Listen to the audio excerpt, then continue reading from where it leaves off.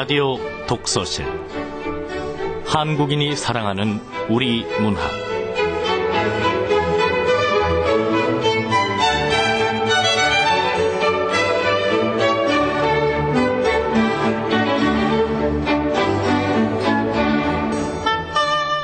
안녕하세요. 아나운서 김경란입니다. 아이들을 위한 기도, 김시천. 당신이 이 세상을 잊게 한 것처럼 아이들이 나를 그처럼 잊게 해주소서. 불러 잊게 하지 마시고 내가 먼저 찾아가 아이들 앞에 겸허히 서게 해주소서. 열을 가르치려는 욕심보다 하나를 바르게 가르치는 소박함을 알게 하소서. 위선으로 아름답기보다는 진실로서 피 흘리길 차라리 바라오며 아이들의 앞에 서는 자 되기보다 아이들의 뒤에 서는 자 되기를 바라나이다. 당신에게 바치는 기도보다도 아이들에게 바치는 사랑이 더 크게 해주시고 소리로 요란하지 않고 마음으로 말하는 법을 깨우쳐 주소서. 김시천 시인의 아이들을 위한 기도의 앞부분입니다. 아이를 키우거나 가르치는 분들이라면 누구나 그 아이를 위해서 기도해 본 적 있을 거예요. 근데 그 기도의 내용 대부분은 아이의 건강, 지혜, 총명함 또는 성공을 달라고 기도하지 않나요? 오늘 소개한 시인의 마음처럼 열을 가르치려는 그 욕심보다 하나를 바르게 가르치는 그 소박함을 위해 기도해 본 적 혹시 있으세요? 그런 마음, 아이를 나한테 맞추려는 그런 기도가 아니라 아이가 원하는 것을 기도하는 것 필요하지 않을까요?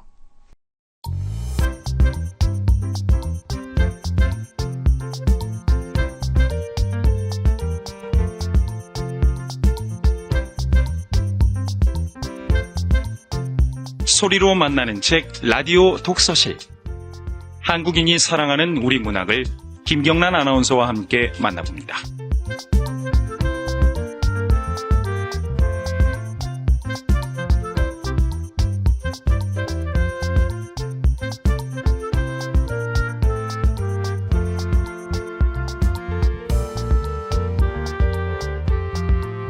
KBS 라디오 독서실 한국인이 사랑하는 우리 문학. 오늘은 희곡을 준비했습니다. 함세덕 작가의 동승인데요. 이 함세덕 작가는 1915년 5월 23일에 출생해서 1950년 6월 29일에 돌아가셨어요. 그러니까 35년이라는 짧은 생을 살다가 가신 분입니다. 대표작으로 오늘 소개할 동승과 흑경정, 에밀레종, 남풍, 황해, 백야 등이 있습니다. 해방 후에는 월북해서 한동안 그의 작품을 만날 수 없다가 1980년대 해금이 되면서 재조명을 받기 시작했어요. KBS 라디오 독서실, 한국인이 사랑하는 우리 문학, 오늘은 함세덕 작가의 희곡, 동승입니다.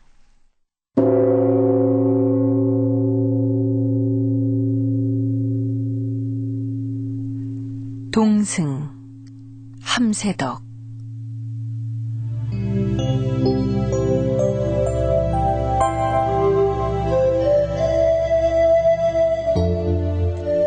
때는 초겨울, 장소는 동리에서 멀리 떨어진 심산 고찰이다. 숲을 뚫고 가는 산길이 산문으로 들어간다. 원내의 종각, 그 뒤로 산신당, 칠성당의 기와지붕. 재울리는 오색기치가 펄펄 날린다. 후면은 비탈. 좌측으로 바위 틈의 샘에서 내려오는 물을 받는 물통이 있다. 재울린다는 소문을 들은 구경꾼들, 산문으로 들어간다. 청정한 목탁소리와 연불소리, 이따금 북소리. 도념, 물지개에 걸터 앉은 채 멀거니 동리를 내려다보고 있다. 이따금 허공을 응시하다가는 고개를 탁 떨어뜨리고 흐느낀다. 초부, 나무를 한 집 안고 들어와 지게에 얹는다.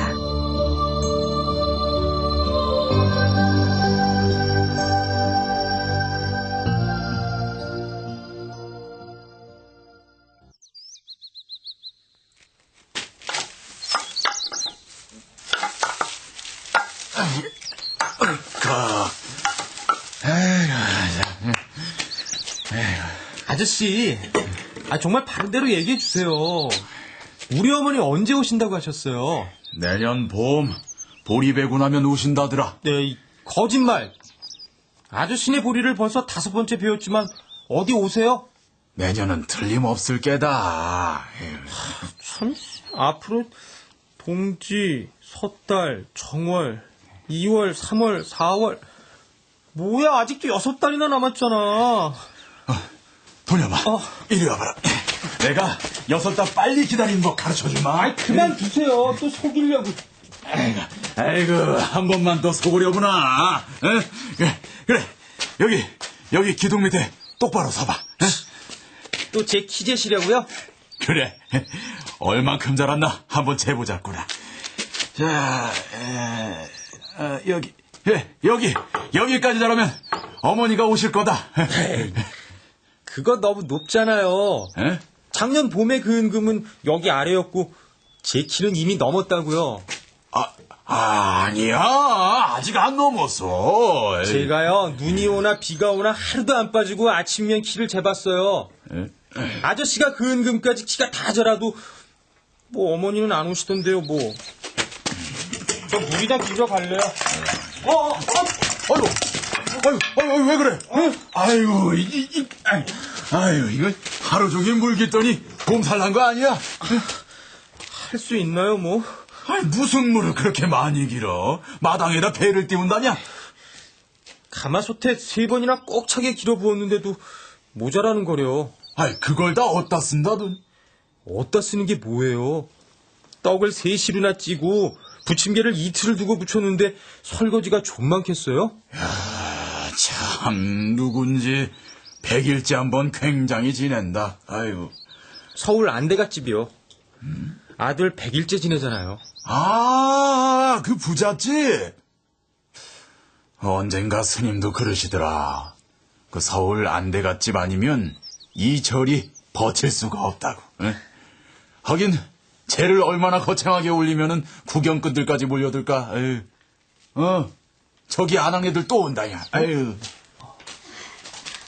아이고 다리야. 금각이 이렇게 높다면은 나는 지옥에를 갈망정 안 갈래요. 숨 좀 돌려가지고 들어가요. 저기 저 여자분이 남편 잃고 하나밖에 없는 아들마저 잃었다는 그 미망인인가? 그런 것 같은데요. 아저씨, 저희가 서울서 온 분이에요? 난 나무하는 사람이지 이 절 사람 아니요. 얘들로 물어보시오. 도녀마, 나 나무하러 간다. 예. 자기 저희가 서울서 온 분이냐? 네, 저희가 서울서 오신 안대갓집 아가씨세요. 지금 법당에서 신발 신은 이가 대갓집 딸이지? 예, 저 아가씨는요 언제든지 하얀 두루마기에다 하얀 털목도리를 하고 오신답니다. 대갓집 딸이라 어딘가 다르네요. 기품이 잘잘 흘러요. 머리에도 모두 금붙이만 꽂았어요. 참 이쁘죠? 야, 이 녀석아. 네가 이쁜지 미운지 알아? 왜 몰라요? 이 절에 오는 사람 중에서 저 아씨같이 예쁜 이는 없어요. 그럼 전 물 기르러 가야 돼서 구경 잘하세요. 세댁, 우리도 한숨 돌렸으니까 100일째 구경 가자고. 부잣집 100일째는 뭐가 달라도 다르겠지? 그럼요. 그런데 저 아이가 처녀 중이 나가지고 산밭에다 버리고 간 그인가요? 그래. 지금은 없어졌지만 10여 년 전에 이산 너머에 여성들만 사는 니암이 있었대잖아. 그럼 파괴를 한 셈이군요? 그렇지. 아주 신앙이 굳은 여자였었는데 아무래도 젊은 사람들이란 할 수 없나 봐. 남자는 뭐하는 사람이래요? 아마 사냥꾼이라지. 매일 사냥하러 이 산에 드나드는 중에 둘이 눈이 맞았대나 봐. 그럼 지금도 살아있긴 하겠군요? 저 아이 어머니가 제 9살 때 한 번 다녀간 적이 있대야. 근데 스님만 잠깐 보고는 그냥 내년 봄벌이 비고 나서 꼭 데리러 올게요 하더니 이내 깜깜 소식이라는구만. 어머머머머머머. 아이, 그럼 스님은 제 부모 사는 데를 아시겠군요. 아시는데 당최 안 가르쳐 주시는 모양이요. 아이고 매, 그 100일째 시작하나 보다. 어서 들어가자.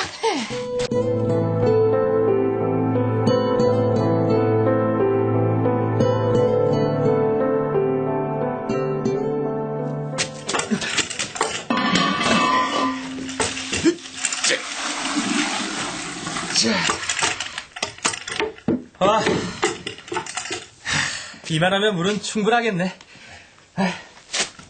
새야 새야 파랑새야 녹두밭에 앉지 마라. 야야야! 야 인수 너 못 들어가. 왜? 다들 100일째 구경 가는데 왜 나만 못 들어가? 야 새꾸러미를 들고 어딜 들어가려고 그래. 스님 보시면 펄펄 뛰실 텐데. 큰 문으로 안 들어가면 그만이야. 여기 새길 이쪽 비탈길로 들어가면 되잖아. 야야 그 길은 못 가. 오라. 너 또 덫을 쳐놨구나. 똥 묻은 개가 겨 묻은 개 나무랜다고. 지는 토끼를 산채로 막 잡으면서 내가 새 좀 잡는다고 절에도 못 들어가게 했겠다. 어디 두고 보자고. 야, 우리 자치기 하고 놀자. 좋아, 나도 같이.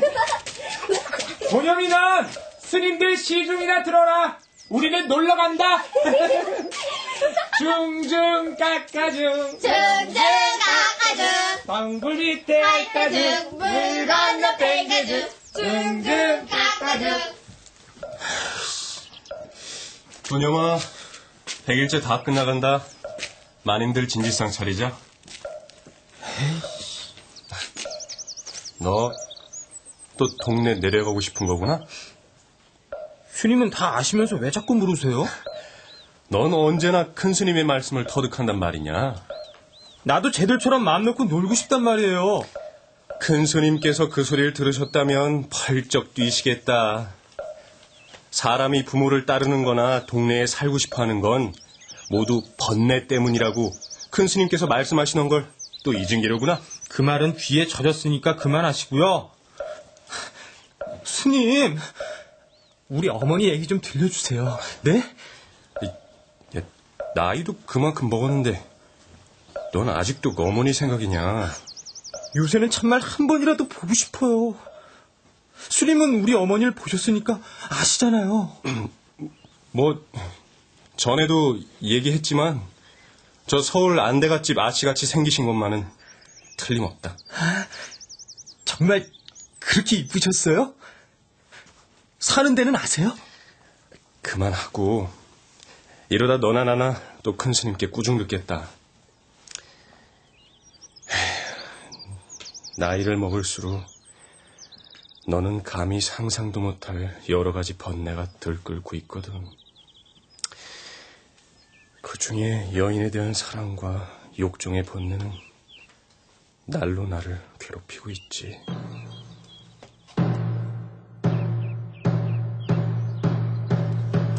또 100일째 끝나고 모두들 나오나 보다.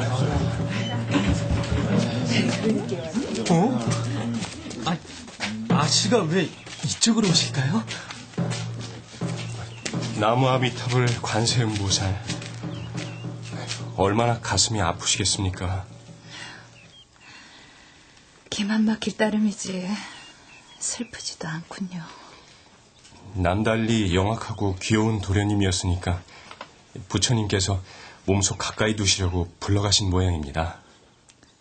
그 애는 극락에 갔으니 좋겠지만 내야 그래도 살아있는 것만 어디 합니까? 인간 번뇌 모르고 타기하는 게 얼마나 행복합니까? 그 애 하나를 낳으려고 꼭 100일 기도를 했었어요. 오늘 100일째를 지낼 줄이야 꿈엔들 생각했겠어요. 상심되시겠습니다. 이 아이가 지난 4월 불탄제를 올리러 왔을 때 산목령 꺾어주던 애죠? 그랬던가요? 도념이라고 그랬지? 그동안 많이 컸구나.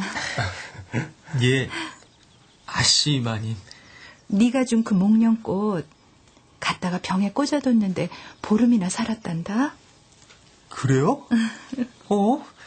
여기선 방에 갖다 두면 향불내에 단박에 시들어버려요. 그날 아씨께서 내려가신 후 얘는 산에서 저절로 나는 생물을 두고 보지 않고 꺾었다고 큰 스님께 여간 꾸중을 듣지 않았답니다. 아유, 저를 어쩌나. 나 때문에. 아씨 마님. 왜 그런 눈으로 보느냐? 여기 스님께서 우리 어머니 얼굴도 꼭 아씨마님처럼 이쁘다고 하셨어요.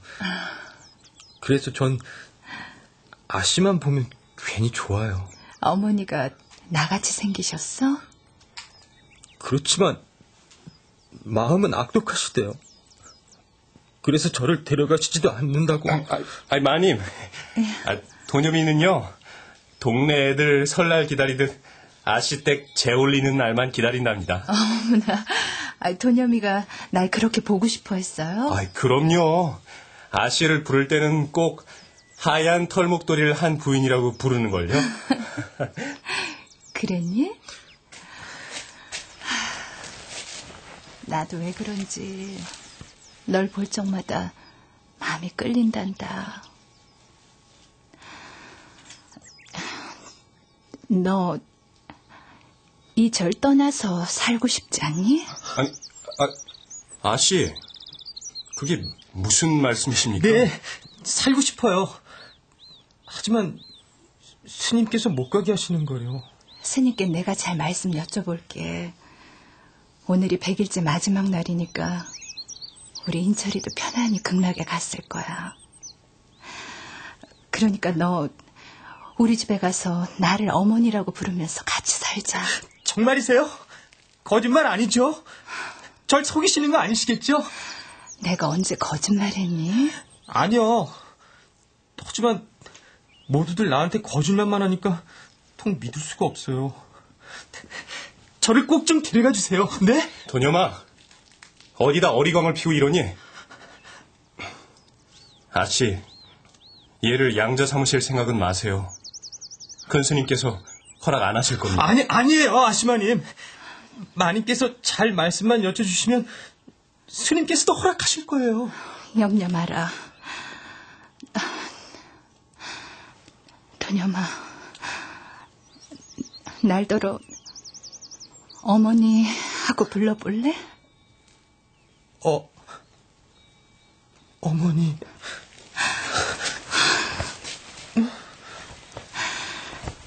일생 너를 친자식같이 생각하고 내 곁에서 안 놓을 거야.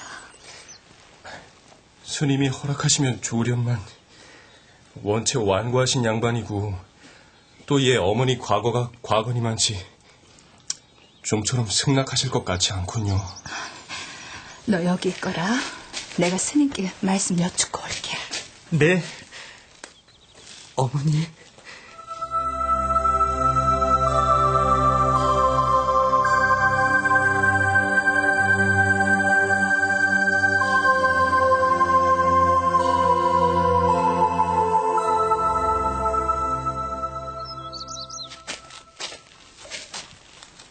하지만 도념이 저의 앞길도 생각해 주셔야 하지 않겠어요? 이대로 절에서 늙히실 작정이시라면 모를까. 늙히지요.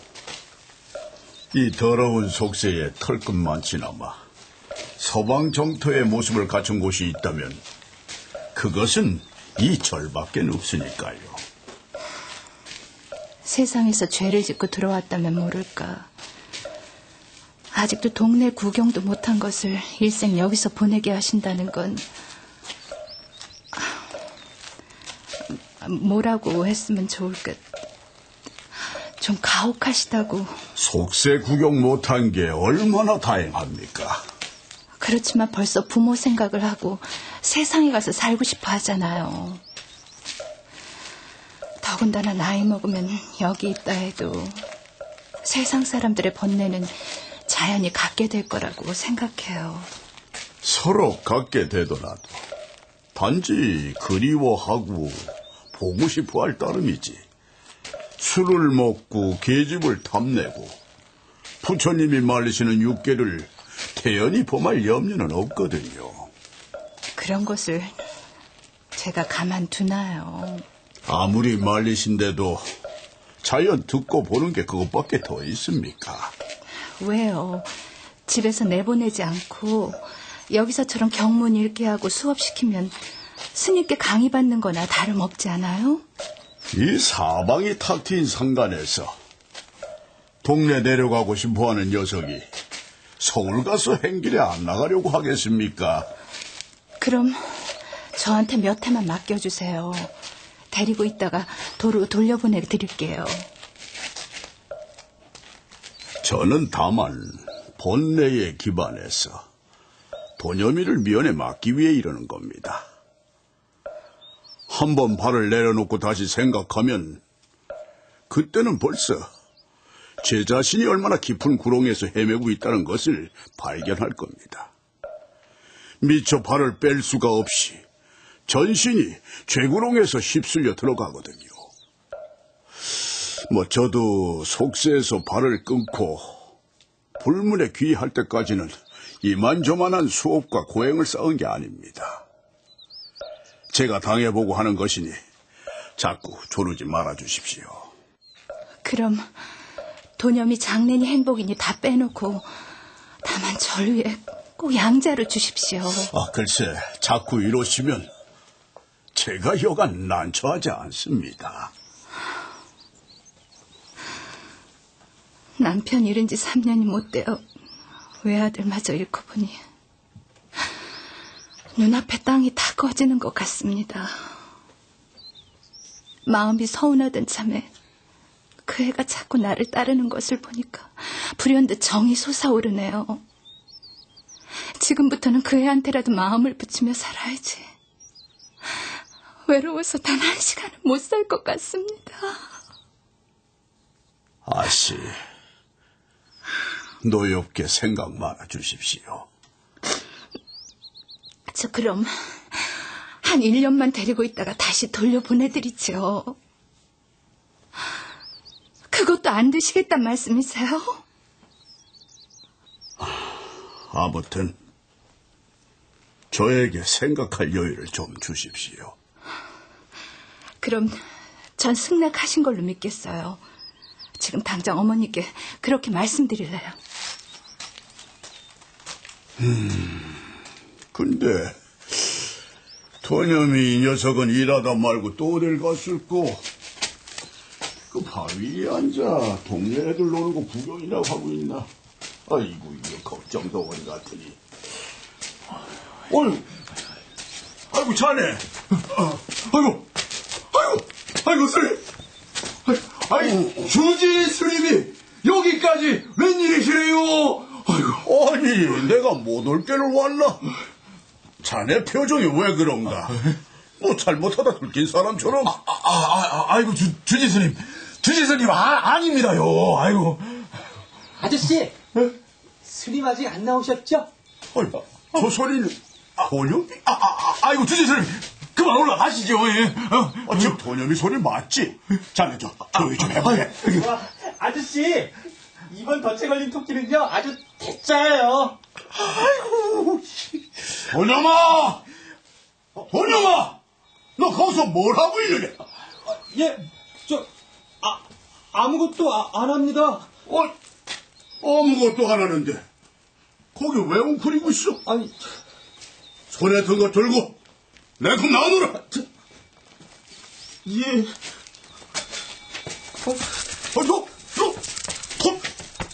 토끼를 잡았구나. 스님, 토끼 놔줄 테니까 용서해 주십시오. 누가 토끼를 잡으라고 하들? 스님, 다시는 안 그러겠습니다. 꽃도 두고 보라고 했거늘 하물며 네 발 달린 산짐승을 잡아 오개를 외워 보거라. 불살생, 불육식, 불가름, 불투도, 불음주. 계율 중에서도 살생이 그저 큰 죄라는 것을 경문을 들려줄 적마다 다 일렀거늘 모르고 했다면 모르되 알면서 했단 말이냐? 정심아! 정심아! 스님, 다시는 안 그러겠습니다. 부르셨습니까, 스님? 이 녀석을 당장 산신당에 가둬둬라. 한 사흘 갇혀 굶고 나면은 덫에 걸린 토끼가 얼마나 불쌍하다는 것을 알 테니. 스님, 한 번만 용서해 주세요. 그리고 참나무 회초리도 해오너라. 스님, 사실은 덫은 제가 쳤지 도겸이가 친 게 아닙니다요. 뭐라고? 사실은 제가 나무를 하는 동안 덫을 잠깐 봐달라고 했었죠. 정말 자네가 덫을 쳤나? 예, 잘못했습니다요, 스님. 도념아, 그러냐? 도념아, 덫을 누가 쳤느냐? 바른 대로 대답하지 못할까? 제가 쳤다니까요, 스님. 도념이 네가 대답해보거라. 그러냐? 네. 아니, 그 자네는 나무나 해다 나르지. 자네대로 누가 토끼를 잡아달라든가. 스님, 배울 낯이 없습니다요. 당장 내려가게. 그리고 다시는 이 절에 발길을 놓지 말게. 자네 때문에 우리 도념이까지 죄 짓겠네. 예. 죄송합니다요. 아이고, 난 그런 줄도 모르고 공연히 너만 가지고 나무랬구나. 내가 잘못했다. 아닙니다. 참, 그리고 서울 안대갓집 아씨께서 널 데려다가 한 반년 동안 수양아들을 삼고 싶다고 하시더라. 뭐 내가 다른 사람 같으면은 절대로 승낙하지 않을 거지만은 그 아씨 말씀이라 해서 2, 3일 내로 기별해 드린다고 했다. 스님, 감사합니다. 서울 가서도 내가 이런 말 하나라도 거슬린다면은 당장 도로 불러내올 테야. 네, 고맙습니다. 고맙습니다, 스님. 그리고 갈 때는 내가 경전을 줄 테니 가지고 가서 열심히 읽고 올라올 때는 내 앞에서 다 외워야 한다. 네.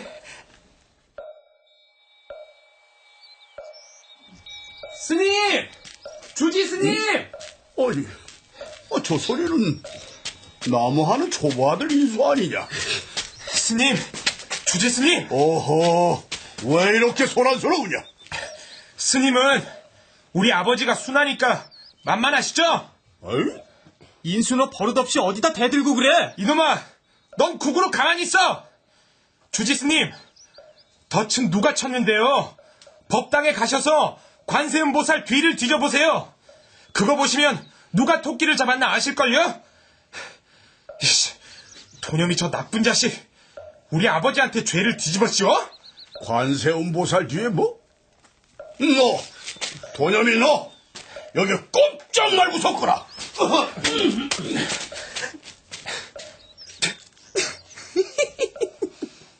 도념이 너 꼴 좋다? 너 계속 까불면 나한테 죽는다? 오라, 그 토끼 껍질 벗기던 칼로 날 죽이려고? 애비 없는 후레 자식은 사람도 막 죽이나? 날 죽이면 넌 지옥에 가서 99번 죽어! 너 이거! 이놈이!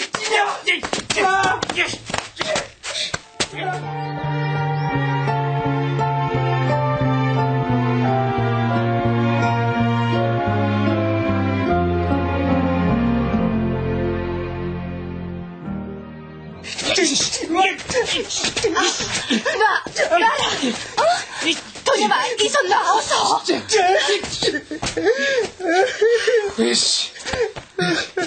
중중 깎아준 덩불 밑에 핥아준 물 건너 팽가준 중중 깎아준. 그만 울어라, 도겸아. 어? 눈물 닦고. 싸움은 왜 하고 그래? 왜 가도 모두들 애비 없는 후레 자식이라고 놀려먹으면 어떡해요? 어디다가 감히 그런 소리를 해? 그럼 내가 가만둬? 도념아! 도념아! 주지 스님이 화가 잔뜩 나셨네. 왜 저러시지? 도녀마! 도녀마! 도녀마 뭐해? 대답하지 않고. 싫어요. 가두시려거든 가두시라죠. 이젠 겁나지 않아요. 저희가 바로 그 범인이로구나. 어머니, 스님 다들 무슨 일이세요? 도녀미 너 살생에다 거짓말까지. 네가 점점 가시덤 물속으로 들어가고 있구나. 무슨 일이냐니까요. 쟤 헛진했어. 끔찍해라. 토끼 죽은 거를 불상 뒤에다 놓고 죄를 올렸으니 헛진한 거지 뭐요. 토끼 죽은 거라뇨? 하나도 아니고 자그마치 6마리씩을 놓고 죄를 올렸으니 부처님 역정나셨겠다. 아유, 이 일을 어떻게 하면 좋단 말이냐. 무슨 일인지 모르겠지만 도녀미가 토끼를 잡았을 리가 없어요. 누가 주었나 보죠. 에이그 아씨도 토끼 털은 그냥 팔아도 꽤 값을 쳐줄 텐데 하나도 아니고 6씩을 누가 줍니까요? 누가 줬대래도 어디에 감출 데가 없어. 성스러운 보살님 존상 뒤에다 감춰둔단 말이냐. 나는 설마하니 네가 내 눈을 속이고 이런 짓을 하는 줄은 꿈에도 몰랐다. 믿는 나무에 곰이 핀다더니 나는 속았다만. 엉망중생의 민심을 환하게 들여다보고 계시는 부처님도 속을 줄 알았더냐? 나무아미탑을 관세음보살. 아이고 무서워라. 어쩌면 애가 스님이 뭘 하시는데 눈도 깜짝 안 하고 섰네. 무조건 잘못했습니다 하고 빌어야지. 하룻밤 갇히고 총알이 맞을 것이 무서워 죄를 나무꾼에게 씌우려 했단 말이냐? 그게 무서워 그런 건 아닙니다. 그럼 왜? 오늘 갇히면 아씨를 따라가지 못하게 되겠기에 눈꼭 감고 거짓말을 한 겁니다. 도녀마. 당장 죽더라도 비겁한 짓을 말라고 했거늘. 오늘 못 갈까봐 거짓말을 했어. 스님, 제 잘못은 제가 잘 압니다. 이 토끼를 잡은 잘못도 안단 말이냐? 네. 알면서 왜 했느냐? 아씨 목도리 두르신 게 어떻게나 이쁜지. 저도 어머니가 드리러 오신다면 드리려고 만들었습니다.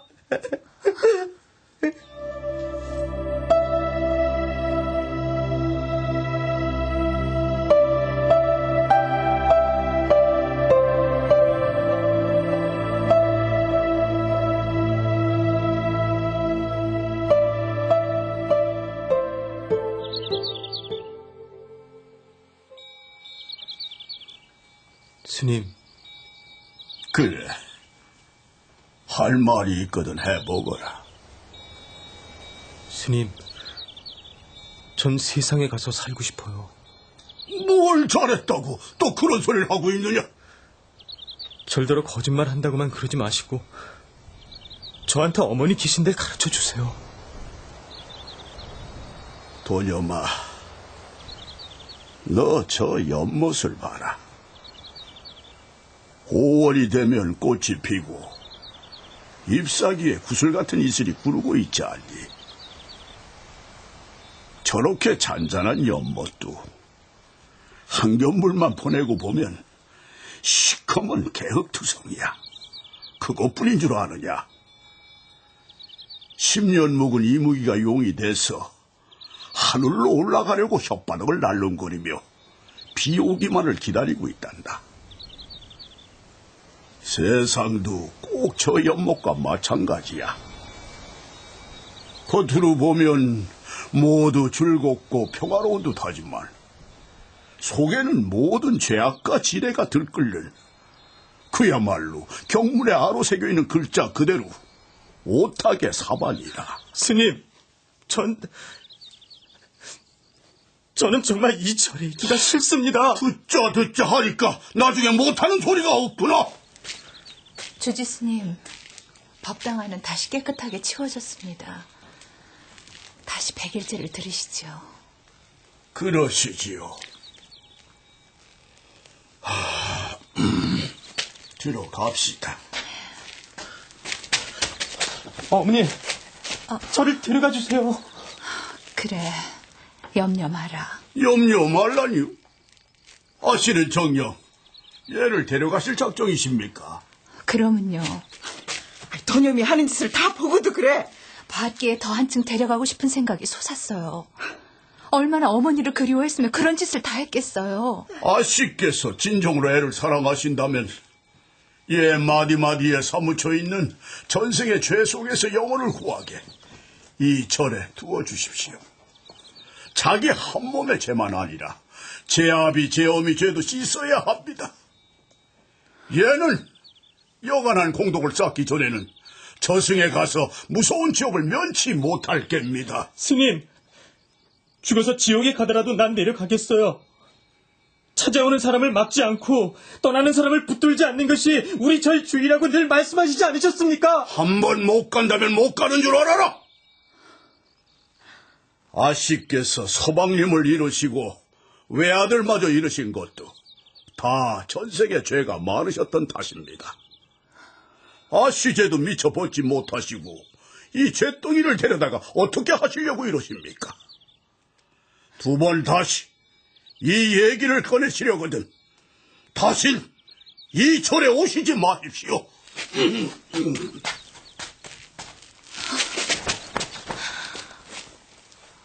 어쩐다니. 어머니. 내가 원체 죄가 많은 년이니까 널 데리고 갔다가 너한테까지 무슨 화가 끼칠지 난 그게 무섭다.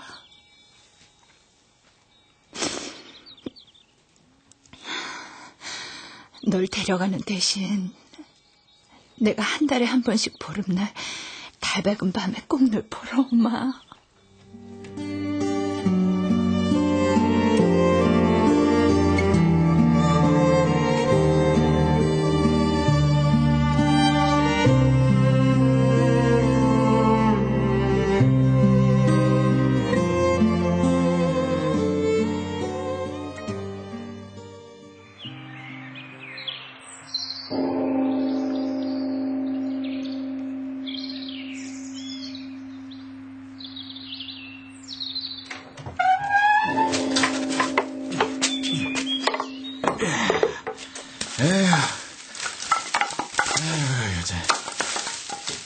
오늘따라 종소리가 왜 저리 슬프게 들리노? 에휴.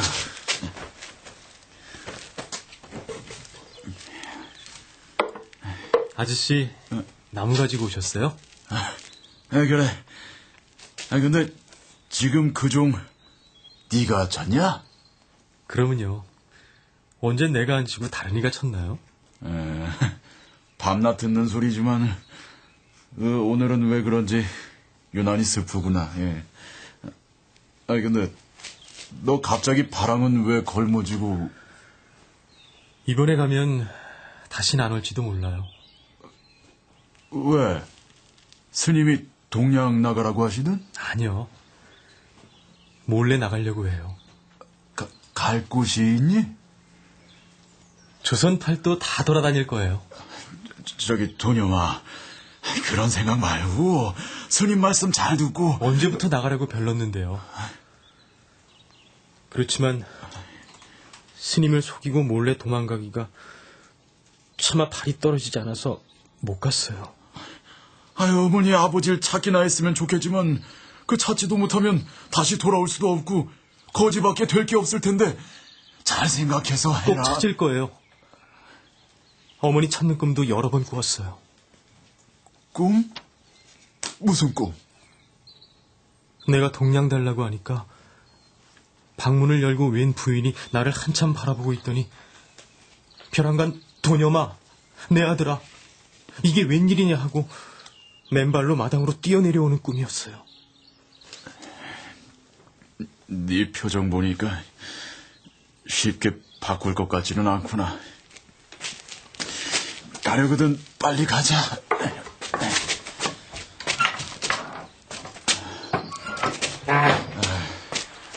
하늘을 보니 눈깨나 쏟아지겠어. 전 비탈길로 가겠어요. 그럴래? 그럼 잘 가라. 네. 안녕히 계세요.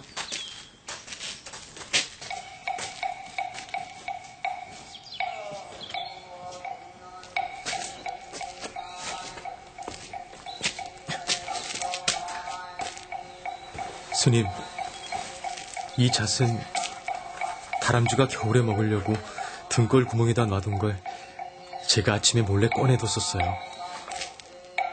어머님 오시면 드리려고요. 동지 섣달 긴긴 밤 잠이 안 오시어 심심하실 때 깨무십시오. 스님, 절 받으세요.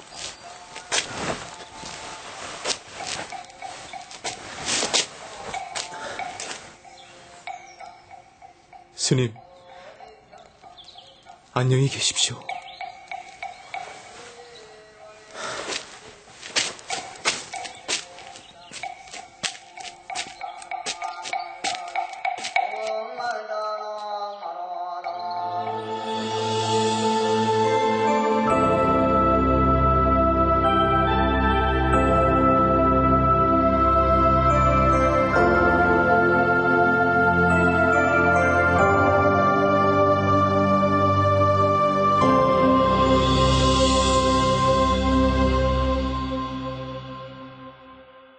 함세덕 작가의 희곡 동승 함께 하셨고요. 자세한 얘기 연극 연출가 겸 문화평론가인 김성수 씨와 함께 짚어보겠습니다.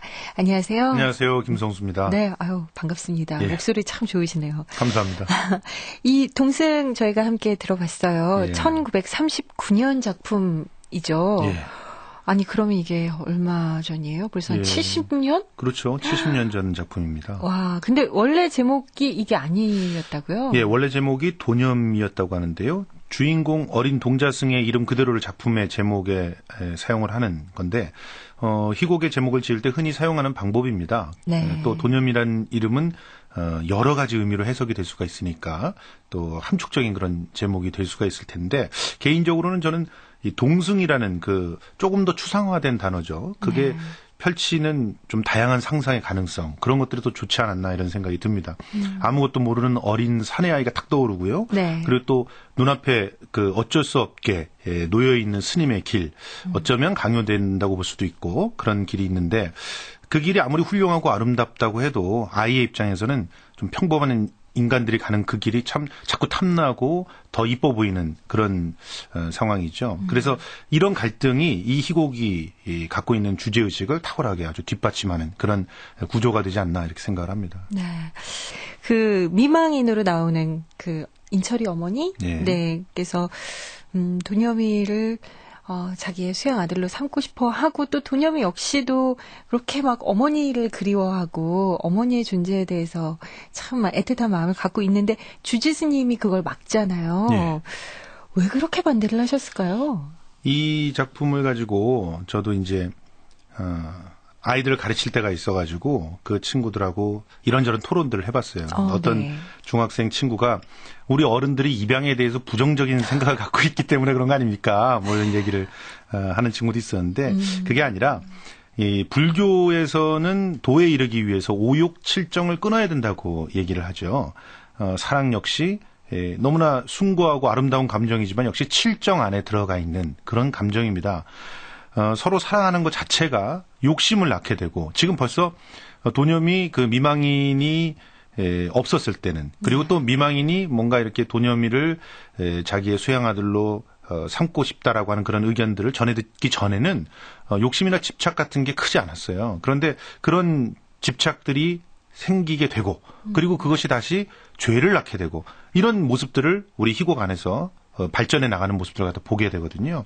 그렇기 때문에 스님은 바로 그것이 결국 겉으로는 소박한 행복을 쫓아가는 것 같지만 실제로는 헛된 것을 쫓다가 인생을 낭비할 수 있는 한낱 꿈과 같은 삶으로 들어가게 되는 그런 길이라고 보기 때문에 그런 아픔을 도념에게 주지 않고 싶었던 거겠죠. 그러니까 그만큼 더 큰 사랑이다 이렇게 볼 수도 있지 않을까 생각을 합니다. 마지막에 도념이가 저를 떠나잖아요. 그렇죠. 네. 어떤 의미가 있는 걸까요? 그 도념을 보면서 이제 여러 가지 그 상징적인 의미들을 발견하게 됩니다. 이 도념이 절에서만 자랐기 때문에 아직 굉장히 순수하죠. 그래서 이 도념이 고민하고 생각하는 것이 어떻게 보면은 본격적인 사춘기가 시작이 됐다 이렇게 볼 수가 있는데 이 사춘기라는 게 사실은 굉장히 큰 의미가 있습니다. 새로운 세상으로 눈이 열리거든요. 이전까지는 자기만 보고 자기가 좋아하는 것, 자기가 가져야 되는 것 이것만 봤어요. 그런데 이제 어머니를 보면서 어머니에 대한 욕구가 이렇게 거듭이 되고 그리고 떠나게 되는 결정을 하게 되면서 이제 비로소 주지스님을 생각하게 되고 또 자기를 도와줬던 촌부를 생각하게 되고 여러 가지 다른 세계들에 대한 다른 인격체들에 대한 생각들을 하게 됩니다. 그러니까 이 첫 걸음이 어떻게 보면 보다 완성된 인간으로 가기 위한 첫 발자국이 아닌가 이런 생각이 들고요. 또 어떤 의미로는 좀 넓게 본다면 또 다른 고행이 시작됐다 이렇게 볼 수도 있겠죠. 그렇죠.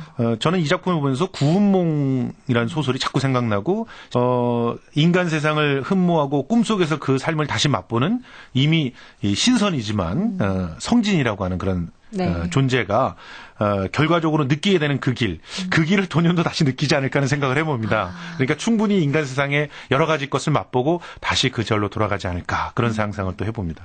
이 동승이 교과서에도 실려 있다고 그래요. 근데 이 우리 연극사에서 그러면 이 동승이 차지하는 의미 어느 정도일까요? 예, 그 가장 대표적인 사실주의 극이면서도요.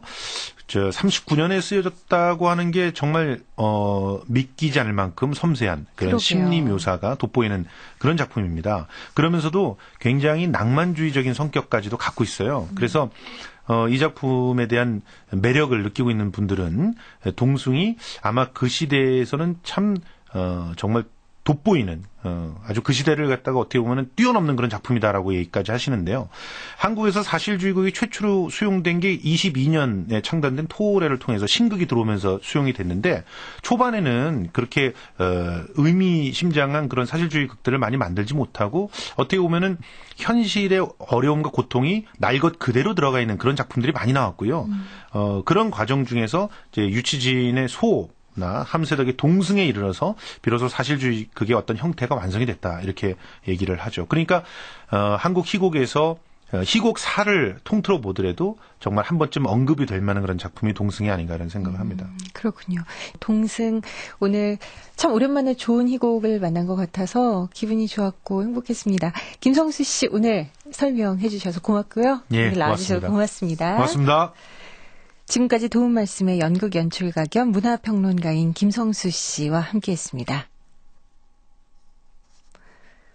오늘 소개한 동승에서 이 도념이 주지스님의 뜻을 어겨가면서까지 그토록 찾고 싶어하는 그 존재는 바로 어머니입니다.